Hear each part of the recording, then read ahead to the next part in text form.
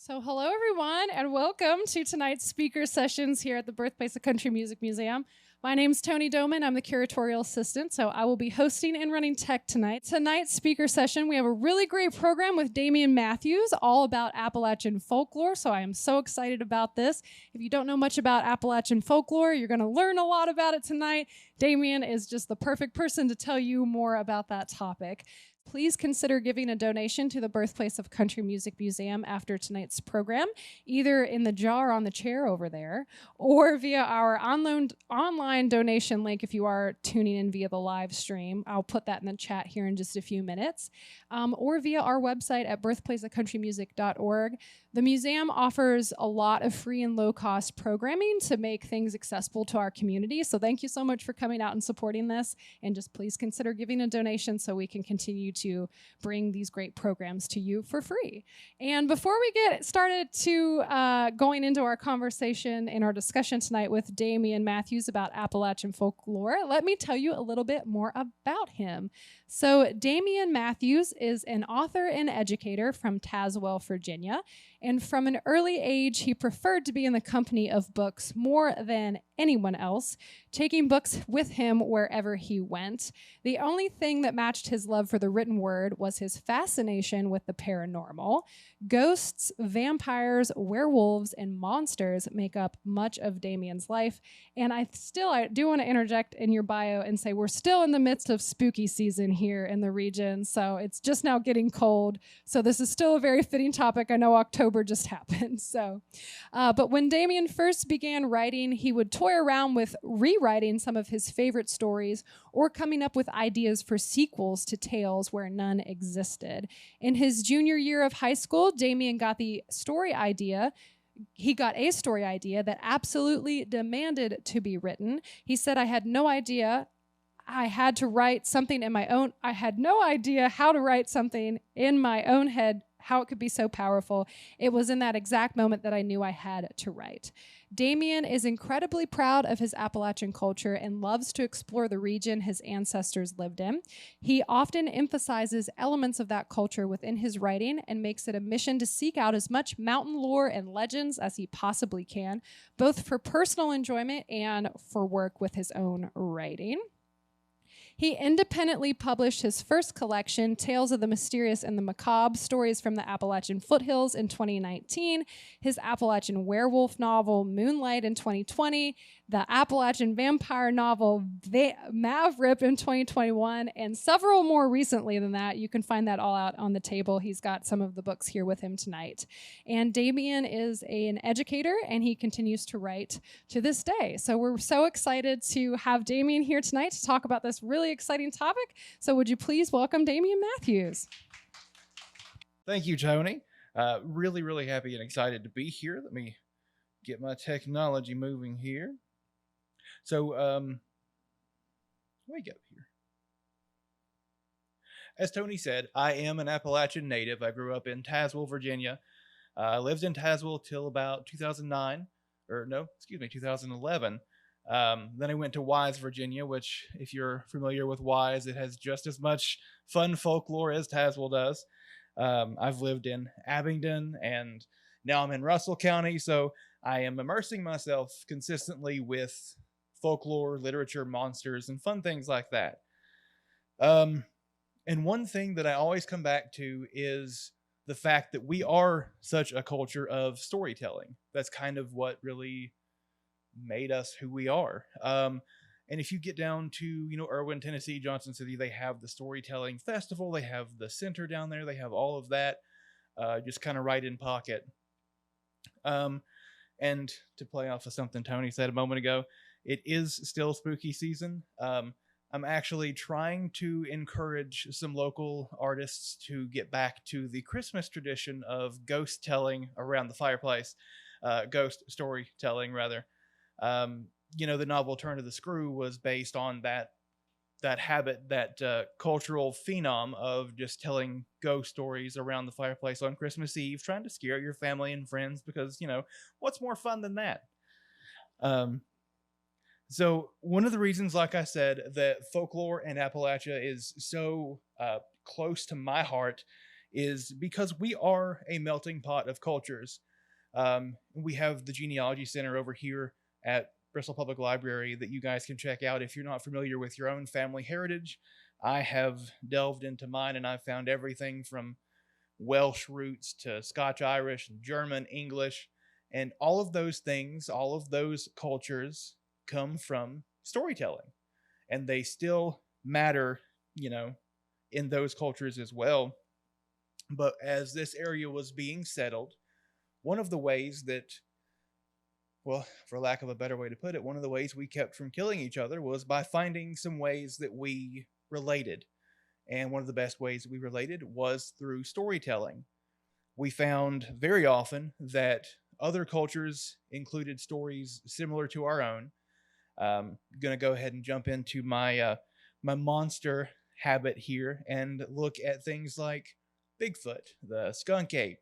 We have the Yeti in the Himalayas. We have all of these giant humanoid creatures from cultures all over the world in cave paintings, in oral legends, and now in written legend as well. And those things were, impossibly similar from areas that had no association with one another other than potentially being a landmass called Pangaea once upon a time. So, when immigrants settled into the region and merged with the natives, these legends became the way we not only associated with one another, but the way that we found our culture, the way that we founded this region. Looking at things like the wood booger, the Mothman, the skunk ape, devil's looking glass in Erwin, Tennessee, all of these things come from a heart of storytelling, from the same things that myths like Zeus and Poseidon come from. It's a lack of understanding about the natural world. We made stories up, the natives in Erwin, Tennessee, noticed, the Nutlachucky can flood like that. There could be rock slides on the Devil's Looking Glass. Anything like that could happen that made that area dangerous. But the natives, they didn't know about science and things like that. So they said, well, there's probably a demon in a cave on that mountain. Let's just stay away from it, just things like that. So when we merged with the natives of this region, with other cultures, those stories became kind of the heart of our tradition. And I know I can remember growing up hearing the stories of my ancestors, my great-grandparents, my grandparents, and all of the well, for lack of a better way to put it, all the crazy things that they would tell me about that when I was little, I believed every word of it. And that's kind of how I fell in love with folklore and monsters. I can remember being very young, driving around, especially going from Tazewell to Marion, going across the back of the Dragon. And I was a pretty chatty kid. I'm a pretty chatty kid now, too. But my grandmother would just say, hey, why don't you look out the window, see if you can find Bigfoot while we're driving? Because it's forest. I was 7, 8 years old, ADHD, very hyper. So she told me to basically hush up, So that kind of started my love of looking for those myths and legends. And I really haven't stopped. Throughout my young adult life, I've kind of gone around and collected those stories, and I've written them in my own words in several instances. Most recently, in one of my short story collections, I have a story about the Wood Booger, Mothman, Devil's Looking Glass, the Moon-Eyed People, Brown Mountain Lights in North Carolina. I've got all of these things that I have collected information on and kind of turned them into my own, which is another one of the amazing things about folklore, is where it does relate to certain areas or certain towns. It is never something that is set in stone. It's never something that can't change. Kind of looking at some of the cultures that I've mentioned already, the stories that kind of grew in this area were originally very much in that oral tradition, which is how they did change so much. And the way that they kind of became ingrained in the culture of our people. I'm going to look at the example of the Wood Booger himself, while I am wearing my Wood Booger socks as well. The Wood Booger was originally It was a legend in the homes of settlers to Norton, Virginia. Let me stand up a little straighter here. So when people settled around the Mendota, the High Knob region, they, you have to find some way to tell your children, basically, don't be out after dark. Now we have things like the boogeyman or the news. But then they really just kind of had to go with what they could. So you're a fresh settler in this, woodsy, mountainous area. You say, well, don't go out after dark. The wood booger will get you. And eventually, as hunters and settlers would pass through the region, they would tell stories of this giant hairy hominid that they saw in the mountains, and the two stories really meshed. So where the wood booger was originally just the boogeyman, who may or may not exist in the shadows, he eventually became synonymous with Bigfoot. So much so that there is now a restaurant, a statue, and an entire festival in Norton, Virginia dedicated to this creature. And now, close to my heart, a story that I wrote. So one of the things that makes that so important to me is the fact that every Appalachian superstition, wives' tale, bit of folklore, it has a basis in reality. And that's what makes it so cool. Where we have that culture of most cockamamie things in the world that might not make any sense to anybody else. To us, it is what we grew up on. Superstitions are a huge part of developing cultures and folklore in general. Like I mentioned earlier with Greek mythology, which now we study as, as much as we study mathematics, it is an ingrained part of our education in the United States. So we look at the folklore of those native tales where someone maybe didn't understand a thunderstorm. So they decided there was just a big guy up in the sky that got really mad and threw lightning bolts at his brothers and sisters and children. Sounds pretty accurate, right? So we have those superstitions, those wives' tales, the wood booger. We've got the Mothman that somebody may or may not have seen a really big owl, now we think, in the woods of West Virginia.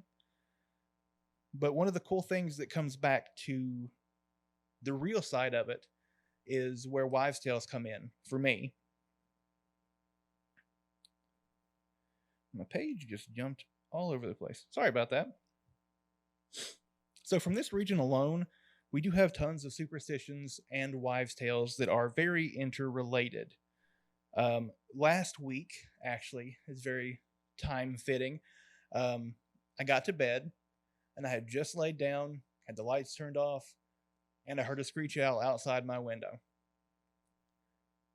Not going to ask for any verbal responses, but how many of you have heard of any kind of myth or wives' tale including or involving a screech owl? Yeah.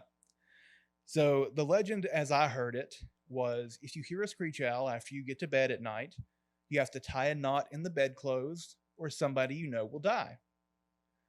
Now, that may not be has everyone heard it, because I did take to social media because I am, much as it pains me, I'm a millennial, guys. Support groups meet on Tuesdays and Thursdays.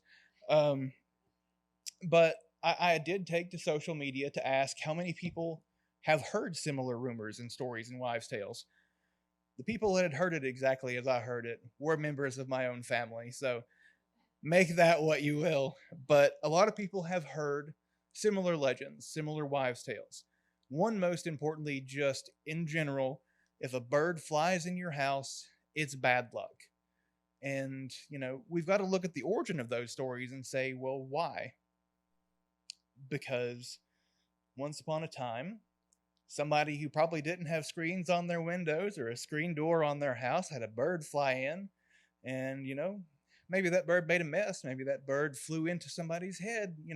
Maybe they just broke their whole house down trying to get it out. But automatically, that became bad luck. So we can look at the origin of these stories and again come back to the fact that it comes from something real. Now, I'm not going to not say that there's a Bigfoot in Mendota and High Knob, because Deep in my heart of hearts, I want there to be, and I want to meet him. But we can't know for sure. However, we can look at the science behind the folktale of the, my brain went blank, not the silverback, the mountain gorilla in China. For about 400 years, mainstream Chinese individuals did not believe the mountain gorilla existed until a scientist drug back a dead body and said, hey, here's this thing you've been talking about. It very clearly exists. And now we know, with modern technology, we know these things exist. We see them in zoos. So there's not necessarily anything saying that Bigfoot does not exist. So there is still hope for all of us sad, delusional people like myself. But it comes back again to that reality that folklore is based on.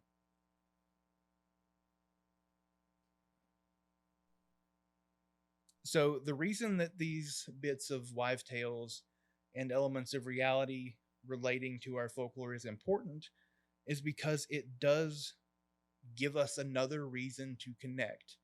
It does give us something else, because if, Johnny Two-Tone down the road had a bird fly into his house last week and it broke his flat screen TV, it could happen to you tomorrow. So that's how we can relate to one another. That's how these stories continue. That's how our mountainous regions go from one step to another step to the greater step to, let's have a festival in the name of this creature that may or may not be living on our mountain. It allows us to show everyone who comes to the area, who has heard a similar rumor, wives' tale, or even religion from their own home country, that they are not all that different from us, and that they can have a place here. Because at its heart, the Appalachian region is a melting pot. Like I mentioned with my lineage, we've got Scotch-Irish, we've got German, we've got Italian, we've got a little bit of everything. People settled this region as they were going west. They decided, for one reason or another, they stopped here at the edge of Virginia, in the beginning of Tennessee, and said, I'm not going to go any further. So we have the stories from all of those cultures that we've adopted into our mountains, or that may have already been here. And we get the fun task of not only trying to explore the origin of these stories, but figure out, where does it come from? And it's not something that a lot of people really think about anymore, because as sad as it is, we do have the news that gives us more horrifying things to learn about. But in addition to letting us have that kind of verbal and oral tradition that lets us relate to other cultures, it gives us a reason to come together. When there were cowboys and Native Americans and German settlers all coming around and stumbling upon one another on the Appalachian Trail or wherever it may be, finding themselves beside of a campfire at night, they didn't really have a lot to talk about. So what happened? They told stories. Much like we can tell our ghost stories on Christmas Eve, they told their ghost stories around campfires, which we still do that, that's a fun summer camp thing to do. But the stories that make up this culture come from other cultures. They found a root in our area. I'm so sorry my page keeps jumping because I keep hitting a photo I've got on here. But it shows, like I said, that we are not all that different from them. It gave us all a reason to coexist, to settle, and to really find a reason to discuss these things. When a culture that revolves around myth and legend reads of an entire region built around the same thing, in other words, when people who move to this region or are studying this region in other countries, they see how intensely we look at our storytelling. It gives them a reason to look at their own stories, even if they're not necessarily looking at stories of the Wood Booger or of Mothman or, the Devil Monkey of Virginia, anything like that. It gives them a reason to look at the horror stories that may live in their own backyard. Or if you want to look at the nicer stories, I guess you can do that too. This is not my cup of tea, of course, but many small towns in these mountains have their own versions of recently nationally or internationally known tales. Mentioned Mothman earlier. Things like the Wampus Cat, the Wood Booger, Mothman, Devil's Looking Glass, and the Brown Mountain Lights. These are all things that have been in this region, and they've remained in this region. They have slowly spread. For instance, the Wampus Cat had its origins in Cherokee legend and lore. It was a half-woman, half-cat creature that roamed the mountains and was looking for the flesh of men who wronged her, is one of the legend's origins.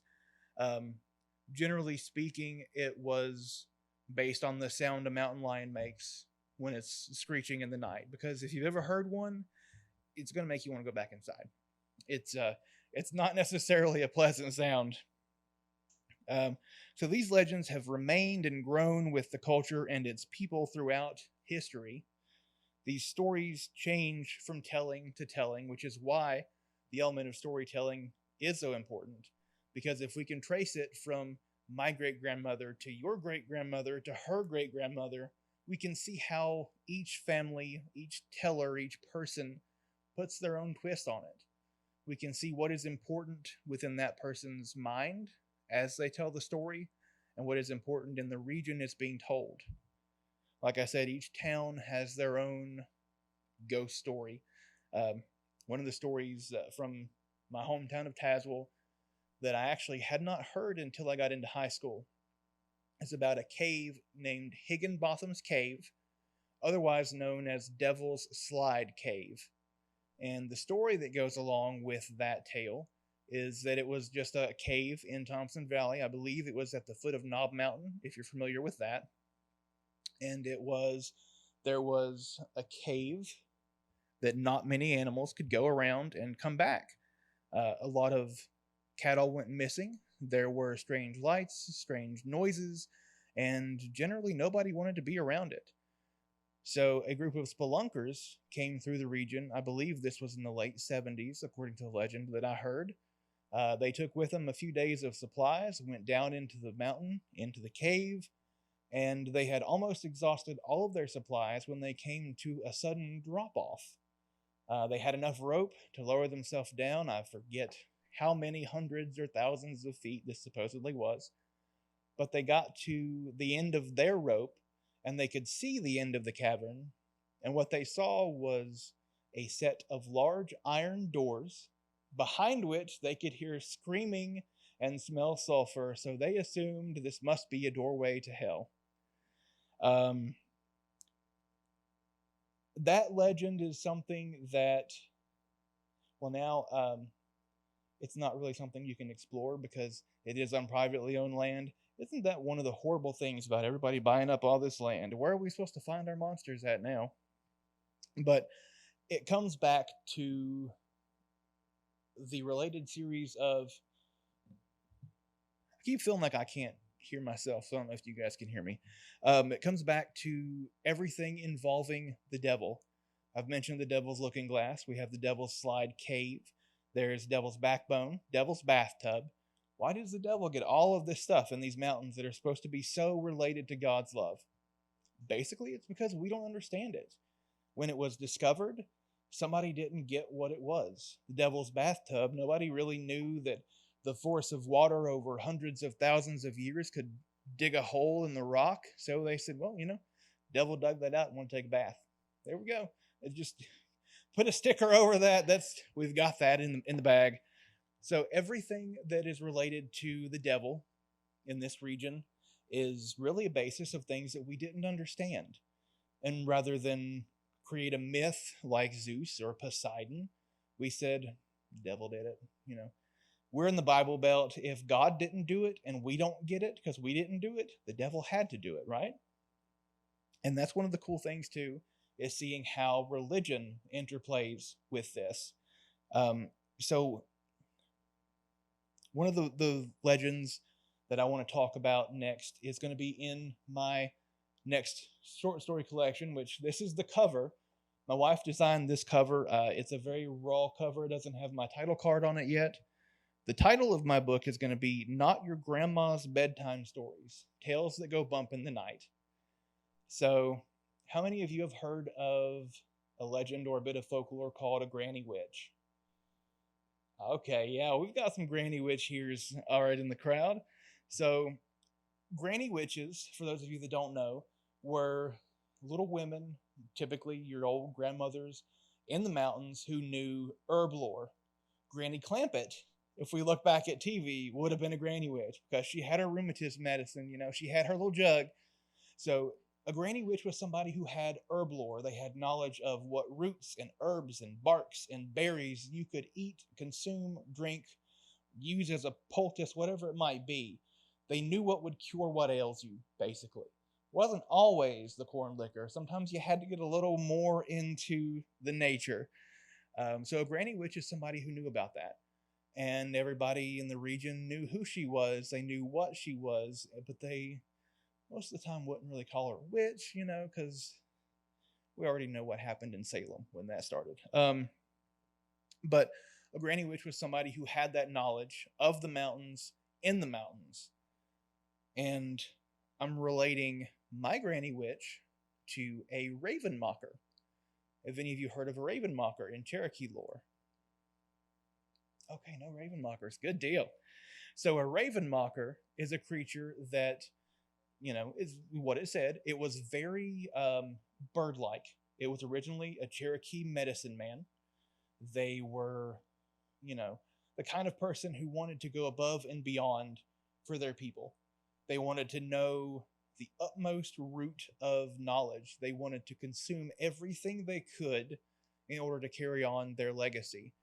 And in doing so, they found a way to immortality. Ravens, of course, were known as the soul carriers, the knowledge bringers, and harbingers of doom.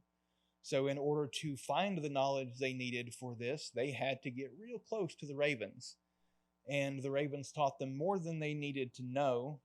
So raven mockers were known as someone who, they were very old, kind of decrepit looking, but they had the power to literally pull your heart out of your body without breaking the skin if they didn't like the way you were talking to them. They had the power to end your life, or they could help you continue it indefinitely. So my granny witch is going to have to deal with a raven mocker, and nobody wants to hear what happens when grandma is told that somebody else knows more than her. So let's just leave it at that one. But yeah, so my main goal with my writing is to touch base with my Appalachian heritage and touch base with that folklore that kind of rules this area. So one of the cool things that I get to do is go all around and hear the stories of families in small towns and coal towns and all of the fun dead-end hollers that we can find. So one of the things that I kind of wanted to share too is just the Brown Mountain Lights is very close to kind of a UFO type legend. And that's cool to me because UFOs are another thing that we don't necessarily understand based on science and just kind of in general. But the Brown Mountain Lights are not the only thing that rural North Carolina has to offer. And this is one that I haven't gotten to write about yet, but I want to talk about the Devil's Stomping Ground. Another one of those devil things. Have any of you heard of that? So also in rural North Carolina, the Devil's Stomping Ground is a circle of bare earth that is said the devil walks around and around and around. That little circle after midnight is where he ponders the people that he can't get to. It's where he goes to ruminate on the things that make him unhappy. And if the devil's particularly unhappy, what's going to happen in that area that he walks around in? Nothing grows. Nothing good happens. The legend has it that if anyone tries to stay overnight in the circle, they might just wake up and find themselves somewhere in the woods and have no clue where they are, where they've been, and what's going on. There's supposed to be a movie coming out about it, but I think it's going to be more of that kind of horror movie take as opposed to closer to documentary style. So that's not going to be as fun. But I kind of I think I am through everything that I had to say. Tony, would you like to add anything?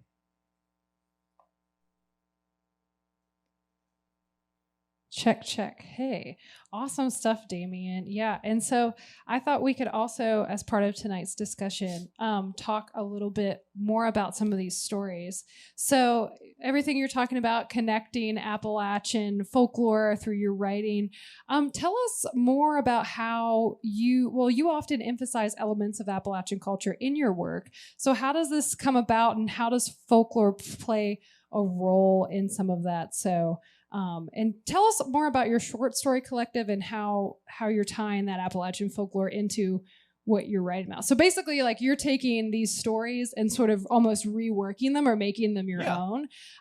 So yeah, I'm interested to know about that. And I'm interested to know, I have a little list here, as we talked about, of some more stories in folklore. So I'm going to throw some of those out at you here after you talk about what I just asked. Sure, absolutely. So, like Tony said, I do bring a lot of the Appalachian folklore into my writing.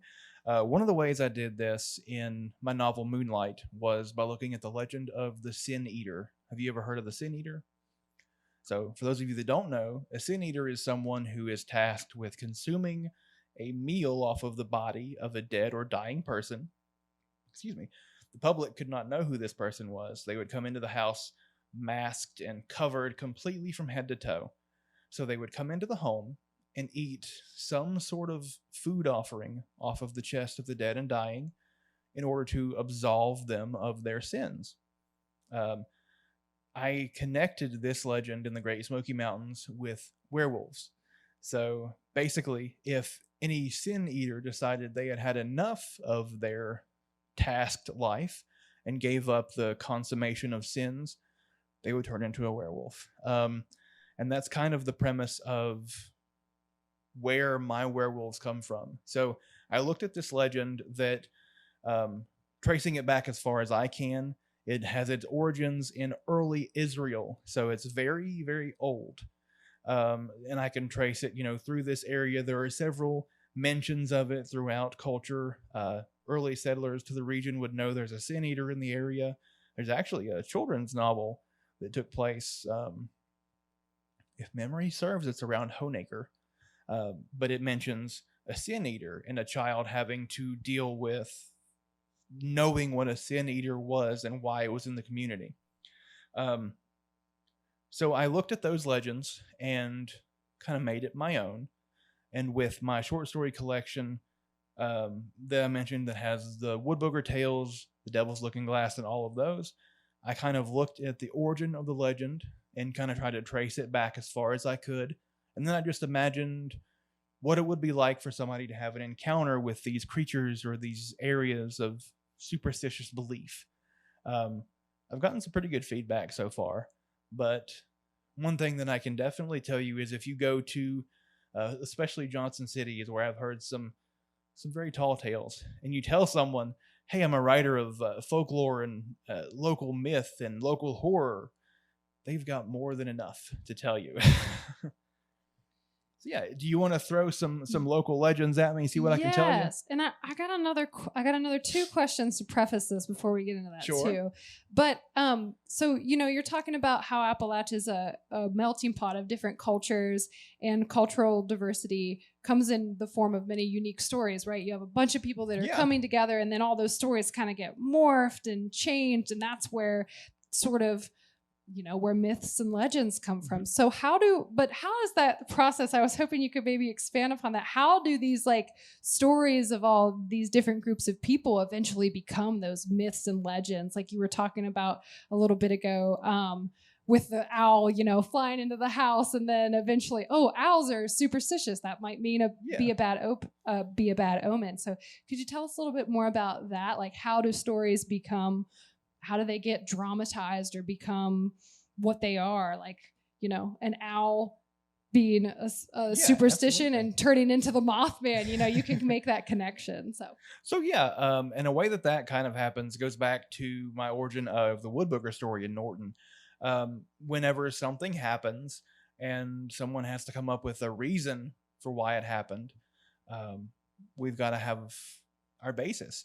For the Wood Booger in Norton, as I said, we had our boogeyman legend, our wood booger, that we knew would get our children if they were out after dark, if they misbehaved, if they stayed up and jumped on the bed, or whatever it may be that you have to use the wood booger for, whatever we might use the boogeyman for today. And then say, God forbid, a child does go out after dark and they fall off a ravine, or they get stuck in a hole, or they get mauled by a bear, and someone finds that child. Oh, God, the wood booger did it. I warned him.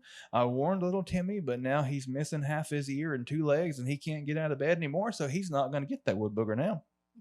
So those stories come from a basis of really not understanding what is happening or how it could happen, when we couldn't necessarily look at a wound and see, well, that was made by a 4-year-old bear with 1 missing tooth. We didn't have the forensic technology that we have now to see why some of these horrible things happen. So mythology allows us to connect real life instances with our tales. And when it comes to things like the bird flying into the house and, knocking off great-grandmother's favorite vase that she brought with her from Italy that her great-grandmother made herself, those kind of things, it's just a step-by-step and piece-by-piece process. If one person says, okay, if that bird flies into the house and it breaks that vase, it obviously means that birds in the house are bad luck. But then you've got to look at the fact, well, some people just have birds in cages in the house, so why is that not bad luck? Well, the birds are in cages. They can't fly in the house. So those birds can be warnings to the other birds to stay out of the house, or we'll put you in a cage. So it all comes back to what happens, why it happens, and how can we turn it into our own, something to make sense to us, something that shows us kind of why the world is the way it is. Much like Zeus throws lightning bolts because Grecians didn't understand what thunderstorms were or how they were created. Birds are bad luck because they break vases or they poop in the chili or whatever it might be that happens when a bird flies into the house. It's just something that kind of is a piecemeal collaboration of stories that gives us that folktale. Okay, I'm going to come down to the front now. Sure.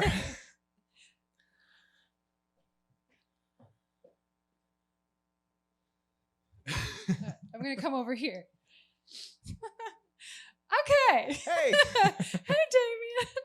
So I was hoping now that we could dive into some of these stories that you've been mentioning, maybe into a little bit more detail. So you've been talking about, of course, the Mothman is a good one. So could you maybe tell us a little bit more about just the story of the Mothman itself? Sure. Which is pretty, it's actually a true story. Yeah. I mean, it's surrounded by a true story of a bridge that actually collapsed in the 1960s. Yeah. So yeah, tell us more about that.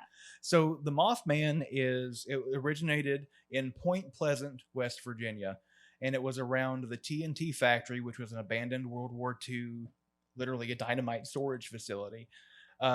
There were just some teenagers, I think they were teenagers, very young people out driving around, and they saw this gigantic 6-foot winged creature that sprung up out of the woods and chased their car into town. And they came back with this cockamamie story of this giant creature. We saw red eyes, we saw giant wings, it scratched our car. Somehow that turned into something we want to liken to a moth. I personally think Batman would have been a better option, but Batman was taken. So we've got Mothman. And not long after the sightings of Mothman originated, the first stories came out, and then another, and then another. So those exponentially grew. And not long after that, the Silver Bridge collapsed, and it killed a number of people. And then the stories started coming out about people seeing Mothman all around the Silver Bridge right before the collapse. Some even claim to have photographic evidence of him landing on the bridge itself moments before it shattered and fell into the river and killed people.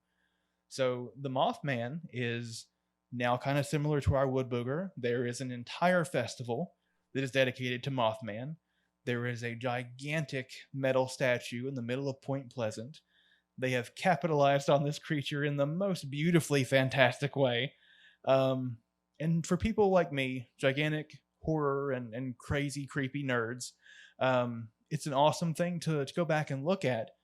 But I've actually recently noticed that there are some sightings. I think one of them was in New Jersey, maybe 2021. Somebody claimed to see a big, giant, winged, man-shaped creature flying around a New Jersey airport. I don't know what might have been happening in New Jersey at that point in time, but I'm not sure Mothman was there. But we have seen, there are cultural bits of evidence of winged creatures similar to the description of the Mothman throughout history. Now, those kind of are more likened to thunderbirds, which is Cherokee lore for gigantic birds that would fly through the clouds, and when they flapped their wings, it caused thunder, kind of like a sonic boom. So we can kind of look throughout history and see similar legends, similar stories, cave paintings, all of these things that kind of can carry us all the way back to not necessarily an origin of our species, but maybe an origin of our storytelling. And if we liken the Mothman to a baby thunderbird, then who knows what might be out there lurking in the TNT factory now. Yeah, and I love, it's so interesting to connect things that are actually happening to how it becomes superstitious, sort of. So that bridge actually collapsed. It was a real thing that happened, and people sort of try to figure out, okay, maybe the Mothman caused this. I've read things where people have said, the Mothman's good. He's warning you that the bridge was going to collapse. So there's so many takes on it because it's so mysterious, But yeah, so the Mothman has become sort of this emblem of Appalachian cryptids, and Appalachia has so many cryptids, especially West Virginia. So there's the Mothman, there's the Flatwoods Monster. Can you talk a little bit about that? Oh, that one? That's a really good one that a lot of people don't know about, which is just tell us about the Flatwoods Monster, Damean. So, and there are a few different origin stories about it too, but one of my favorite ways to describe the Flatwoods Monster is to kind of look back at a combination of the movie in the 90s called Mars Attacks. And then if you look back at the Flintstones and remember Kazoo, the little alien that flew around, that's kind of the Flatwoods Monster. If you merge those two, it was just a creature of varying height. It had a flowing silvery cape, a green face inside of a big fishbowl looking helmet, and it could shoot lasers out of either its eyes or its fingers. But it was seen around Flatwoods, West Virginia. And, I forget the year. I want to say it was the 50s. That's what I was thinking, 50s or 60s. Yeah. So it was a time, when we were freshly done with Roswell.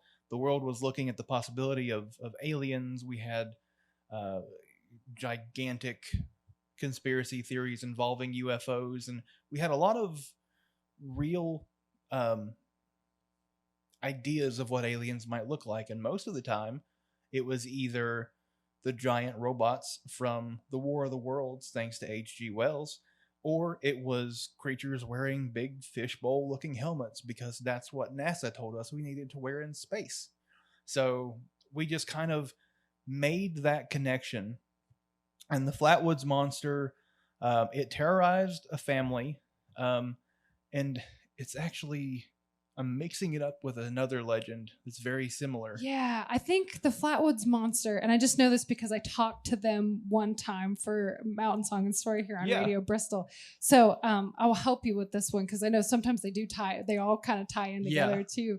But the Flatwoods Monster was this group of young kids I think it was the late 50s, saw something crash into these woods in Flatwoods, West Virginia. Yeah. And they came up and they saw this floating creature that Damean just described.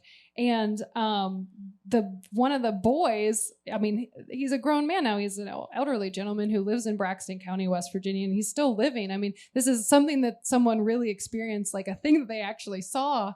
So it's just a thing that happened. People didn't believe him. They thought that they were kids.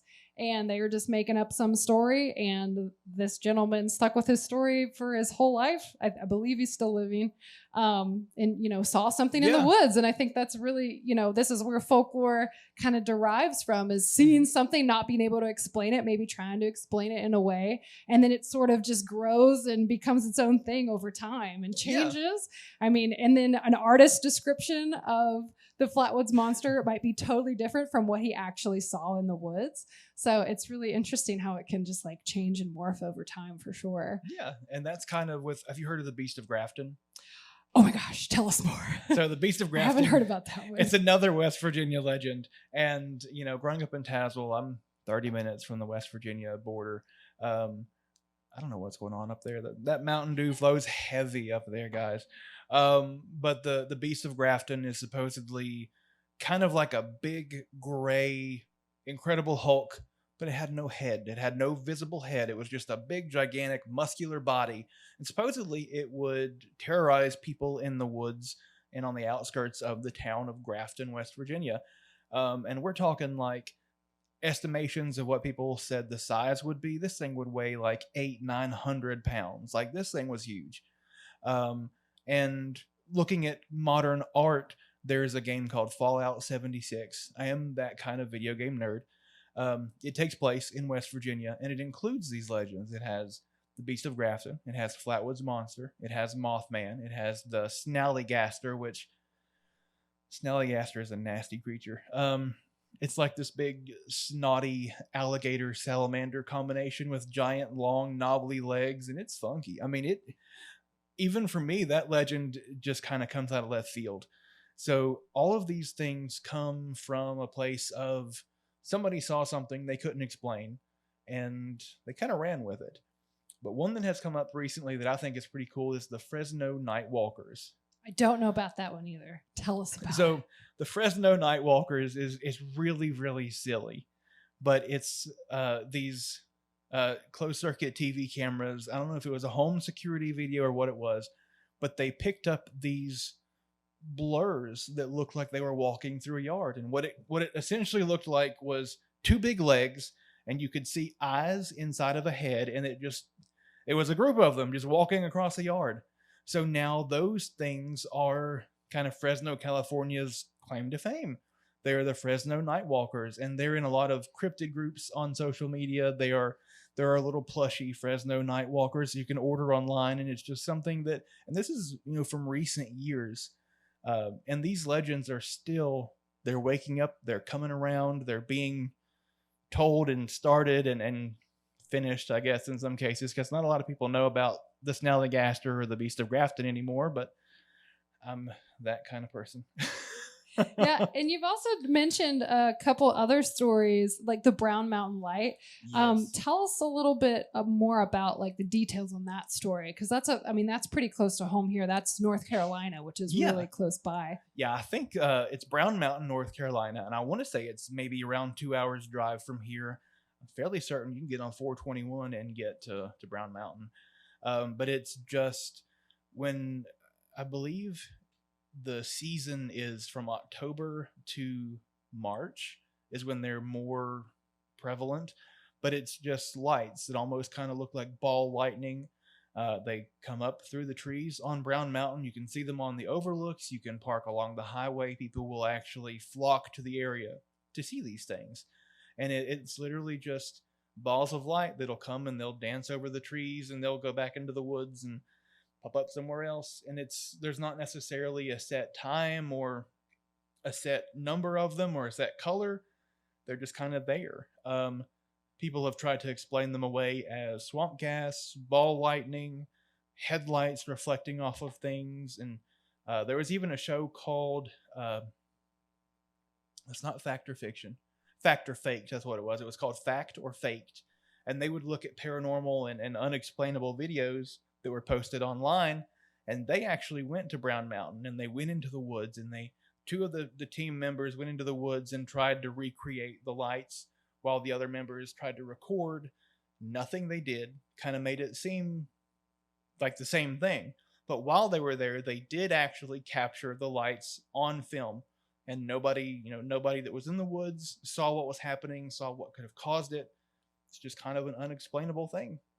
Yeah, and things like the Brown Mountain Lights and all these kind of stories can make their way not only into pop culture and art and other things, but into music too. So there's songs, about these lights. There's a song by believe it's the Country Gentleman, I'm thinking off the top of my head right now, about the Brown Mountain Lights, and just the legend sort of is like told through song in a lot of ways and reinvented too. So that's another way that folklore sort of ties into pop culture too, and how it like trickles down. But Damean, also tell us about, you mentioned the Devil's Tramping Ground, and you mentioned, tell us exactly what that is. Like, what's the visual there? Because you were saying, the devil is walking in like a circle and there's like a ring around, but it's an actual thing. Like you can actually go and look and see this ring, which is like wild to me. Yeah. And then there's also like fairy rings. And tell us a little bit about those, like, where it's like a ring of mushrooms and there's magical folklore. That dichotomy is really cool to me too. So like I mentioned, the Devil's Tramping Ground or Devil's Stomping Ground, or however I've heard it called, both. Also the Devil's Toy Box, which is something else completely. But it is literally, it's a circle, and I forget the exact dimensions, but imagine someone, about 6'5", walking around in a circle in a clearing in the woods, and it's not that far off of the main road.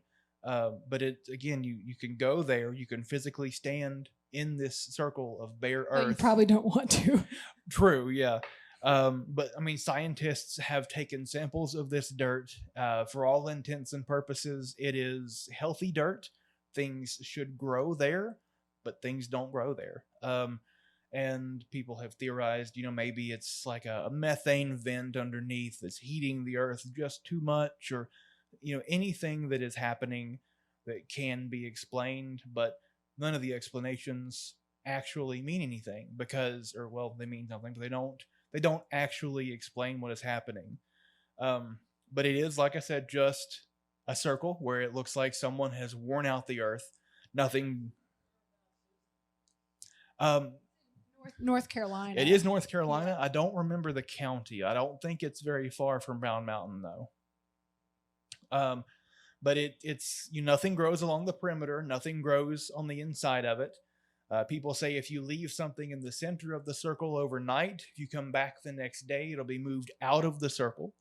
And it's just, kind of that weird, what is this kind of place? But a fairy ring, like Tony mentioned, is a ring of mushrooms, and I'm sure we've all seen, sometimes overnight a mushroom will spring up in your yard. But a fairy ring, this originated in Scotland and Ireland when where fairies were very prevalent in their mythology. It was just a ring of these mushrooms. It would spring up. Sometimes the grass inside would die, sometimes it would flourish, but the legend really goes that is where either a portal to the fairy world is, or it was where fairies had a meeting, and that's where they sat, and the magic of the fairies' bodies, caused it to spring up. So regardless, what you never want to do is step inside of a fairy ring, because you don't know what's going to happen. Either you're going to make those fairies mad and they're going to come after you, you're going to fall into the fairy realm and you're never going to be able to get back, or you're just going to step on mushrooms and then you're going to have mushrooms in your yard and your feet are going to stink, and like all of these crazy things are going to happen if you step into a fairy ring. But those two things, the fact that if we look at the geometric shape, it's also a circle. Everything's a circle. Life is a circle. I could go on and on about all that. Yeah, and I have just a few more for you. So you're talking about folklore, how it ties into real things that are happening. Do you know the story of the Bell Witch? Yes. Oh, so maybe talk a little bit about that, because that's very regional. That's Tennessee, and that's another real story, like a real family. That the Bell Witch has sort of morphed into this haunted legend. So talk a little bit about that. That story. I want to preface this by saying it is so cool to me because, mythologically speaking, the Bell Witch is the only ghost, spirit, or demon known to have ever had a hand in actively killing a human being. So it's really cool. But this is in Adams County, Tennessee. And it was the Bell family. John Bell was the patriarch of the family. and he was doing some digging around the property, and they uncovered a cavern, and he awakened something in that cavern, and the family started being haunted by this presence. At first, it was just a voice, things would move, very much like modern day poltergeist type activity. But then John started getting very sick, and the family started having physical attacks. There would be scratches, and they would be kept awake at night by cackling and screaming, and it all kind of centered around that cavern. And the family, really, they didn't know what to do. They sought priests for help, and nobody could make this thing go away. It threatened most of them, and at the end of his life, or I guess the height of the haunting, however you want to put it, a bottle of poison was actually found in John's room, and it was proven that he had actually ingested some of this poison inexplicitly. His wife wasn't there. None of the kids put the poison in whatever it was he was eating or drinking, but something poisoned John Bell. And after he died, the haunting kind of backed off. It went away. And now it centers around the cave. You can go to Adams, Tennessee. You can look at the whatever remains of the Bell family's plantation. You can go into the cavern. I've known a lot of paranormal teams that would go, and they'd hear voices, and they'd get chills. And I believe there are some EVPs that have been captured and shared that took place in the Bell Cave. EVP is electric voice phenomenon, or electronic voice phenomenon. It's kind of the recorded ghost voice for anybody who doesn't know.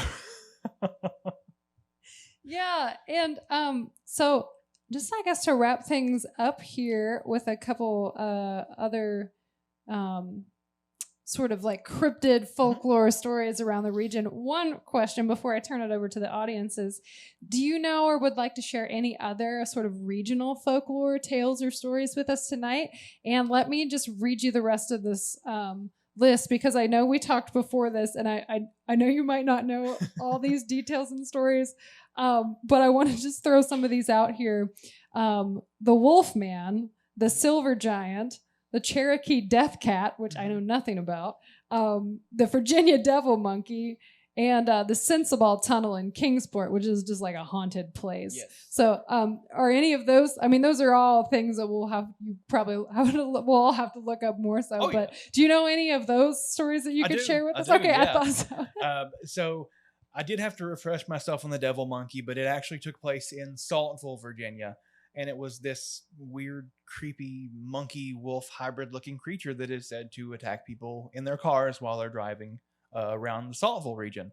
And one of the cool things that I kind of want to tie that to is to go back to the Wise County area, where I'm really familiar. I went to college down there, so the stories abound, both on campus and off, about strange phenomena. But there's on High Knob, there's Benji's Trail. They do Benji's Run every year. But it is said that the ghost of Chief Benji, who was a Native American chief that was chased down the mountain by white settlers, he still runs the trail. That's why Benji's Trail exists. So his ghost will still run that trail. And there is a road that goes up High Knob and goes around the mountain. And according to college legend, which, we can call it what it is. If you are driving on that road and you turn your headlights off and keep trying to drive, something will hit you. More likely, it's the alcohol you've already had been drinking. But there was a guy in college when I was down there at UVA Wise who he did have a pretty sizable dent in his driver's door, and he swears up and down that he was driving past High Knob, turned his lights off, and within a half a mile, something butted the side of his car and about knocked him off the road. And he was such a good driver, and he never would have done anything wrong.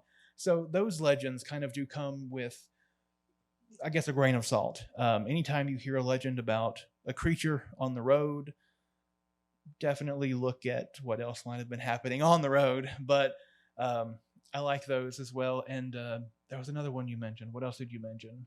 Silver Giant, Cherokee Death Cat? Yes. So the Death Cat is actually, it's the Wampus Cat. It's pretty similar. The Death Cat is usually a little more visceral. Wampus cat typically is like half woman, half cat. It's searching for something. Well, the death cat is what happens when the Wampus cat finds its meal. You hear that screaming, and then somebody turns up dead. And then you mentioned the Sensabaugh Tunnel. So I love that legend. I've been to Sensabaugh Tunnel, but it was flooded and I couldn't drive through. So it was heartbreaking. But I actually did I did a TikTok video describing that legend a bit. And there are a few different origin stories, but essentially the Sensabaugh Tunnel is in Kingsport, Tennessee, or right outside of Kingsport, Tennessee. And it is literally just a tunnel that you can drive through. Legend is that if you're driving through and you turn your car off, you can't turn it back on. You could hear babies and women screaming inside of the tunnel. If you just stop your car and don't turn it off, you can either get pushed back out or get pushed all the way through. All kinds of your typical ghost and car legends. But one of the coolest origin story, well, coolest, one of the most macabre origin stories is that Old Man Sensabaugh, he let I guess at the time that would have been a transient or a hobo, he let this man stay in his home and found out that the guy was injured. So sometime in the night, the man died, and without really knowing what else to do, he just buried him out in the backyard, as you do when a strange, uninvited human dies in your home. You just bury him in the backyard. So it is said that that ghost is what haunts Sensabaugh Tunnel. One of the more gruesome legends is that Old Man Sensabaugh himself killed his wife and children and buried them by or in the tunnel, and they are who haunts the area. Then, of course, there is another origin story that says someone broke into the Sensabaugh home and stole a bunch of jewelry and the infant child of Old Man Sensabaugh and his wife. And in order to get away, he said, "Do not follow me. I've got this baby. I'll leave it somewhere if you let me get X amount of space away." They followed anyway, so he drowned the baby in the tunnel and left it there. So all of these origin stories, we don't necessarily know which, if any, are true. I've known several people who have gone to the tunnel and said they've experienced the crying baby and they've felt their vehicles be pushed. And I'm a little jealous, but yeah, and it's interesting too. I'm also very into folklore, and I sometimes host a show here about Appalachian folklore here on Radio Bristol. But I always find it interesting how, you're talking about like folk tales sort of they become their own thing after time, right? Yeah. And sort of like the fear of a legend like that, like a place where you're going to it and you're experiencing, it's already spooky. So, I'm already scared. I'm in this place. So it's sort of like building upon that, that emotion and that fear is like building and like almost feeding into the story. And it sort of like morphs and grows over time.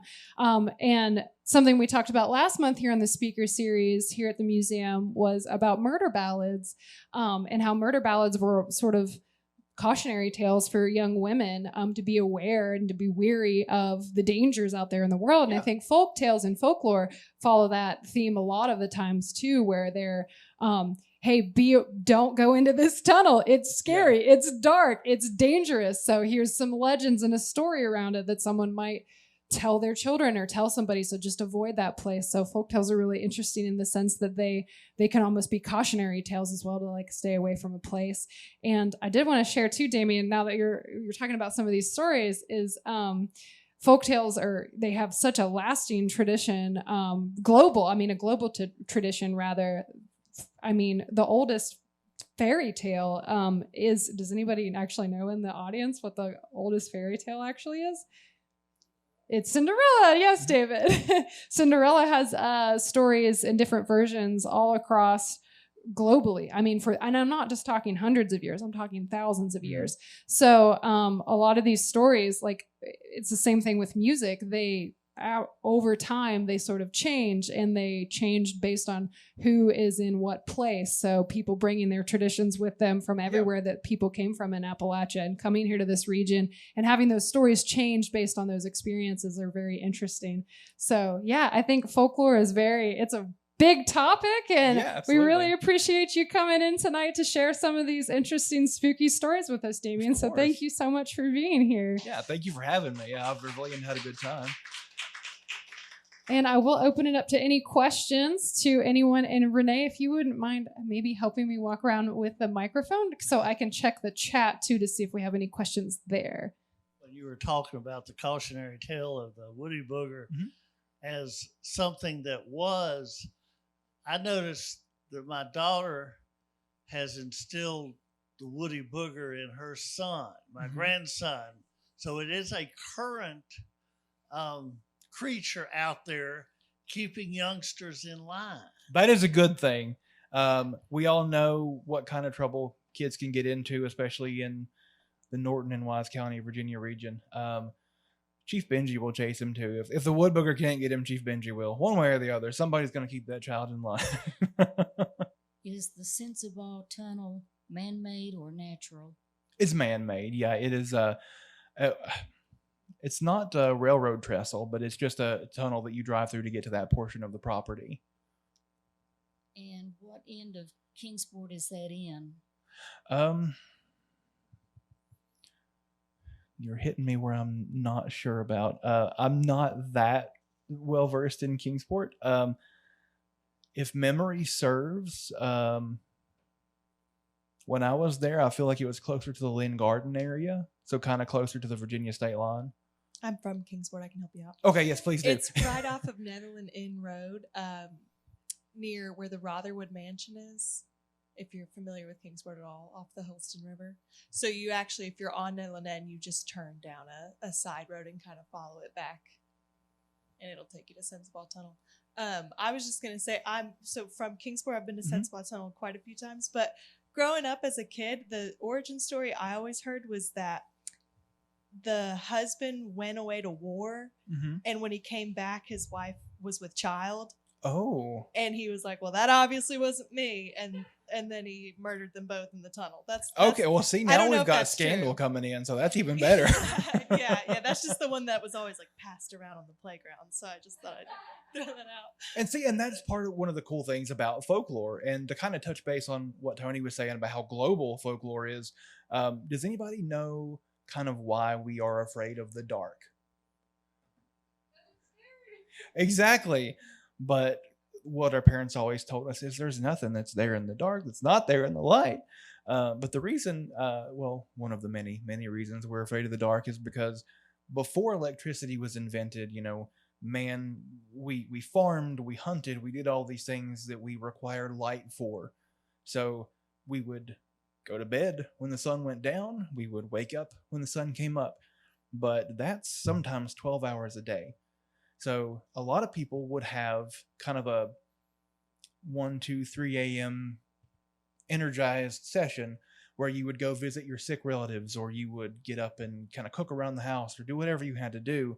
So if you're traveling on the road in the dark, the best you can do is carry a lantern, and that's not really going to give you a whole lot of light. So we had highwaymen and animals who knew to hunt near the road, and people would often go missing in the night. So rather than continuing to say, let's do these things at night, we found ways to kind of battle that darkness, put it back, shove it off. We made better lanterns. We made bigger candles. We found ways to have reflective light, and we taught ourselves not to go out in the dark. So when we had that kind of middle of the night awake phase, that also happened in this region. So we did have things like the wood booger. We had our wampus cat. We had all of these things that we knew to guard ourselves from. Rather than go out in the dark and let ourselves be victims, we taught ourselves always be afraid of the dark. But also, I also have to look at the uncanny valley, which is the fact that so many of our creatures are human-like. Vampires, zombies, werewolves, they all have a basis in human form. So something somewhere in history taught us to be afraid of something that looks human but isn't human, like a ravenmocker or a vampire. So I could go on for hours with that. Anybody else? I have one final question, though, Sure. because you talked about superstitions. Most of what we've talked about have been tales of creatures or legends, that type of thing. But you have mentioned superstitions a couple of times. Yes. And there are lots of superstitions that I think are universal, like don't walk under a ladder, Mhm. that's bad luck, a black cat Yes. crossing your path, don't open an umbrella inside your Mhm. house. But then, are there superstitions that you know of that are strictly Appalachian superstitions? So the short answer is not exactly, because they do have that basis in, our people came from other people. So we kind of brought our superstitions along with us. But if we look at specifically like the screech owl one that I mentioned, I haven't found that in research from anywhere else, because screech owls are mostly native to these mountainous regions.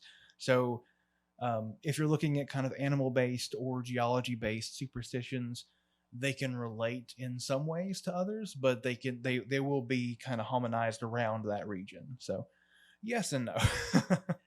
Which leads me to a follow-up question for you and the audience, because Tony, when you were walking with me one day, and we walked, and there was a pole between us. Do you remember this? And I said, "Say bread and butter," and she's like, "What?" No, I said bread. Oh, you were the only person you were the only other person who's ever known what I was talking about. Yeah. And I told her to say bread and butter. It was Baylor who didn't know. Yeah. Is that something that you all have ever heard of? Is don't split a pole, that if you split a pole, you need to say bread and butter or you'll have bad luck? Okay. Yeah, I've Yeah. always heard don't split it, because especially if you're like in a relationship, I've heard like husband and wife, you're soon to break up or whatever it might be. So I haven't heard the bread and butter, but definitely, You're the only person don't who's ever split known up. that. Yeah.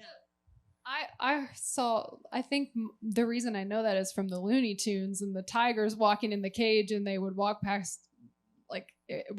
and forth, and they would say bread and butter, bread and butter, bread and butter every time they passed. I mean, I don't know. That's where I got it. I mean, if there's anything that Looney Tunes can teach us, it's got to be that, right? Rather than duck season, rabbit season, it's got to be something. Well, thank you again so much for being here, Damon. Give it up again for Damean Mathews. Thank you all so much. If we have any more questions, there was one comment in the chat just about Brown Mountain Lights, and Joan said that she was really excited that you were talking about that. Oh, that's so cool. Yeah.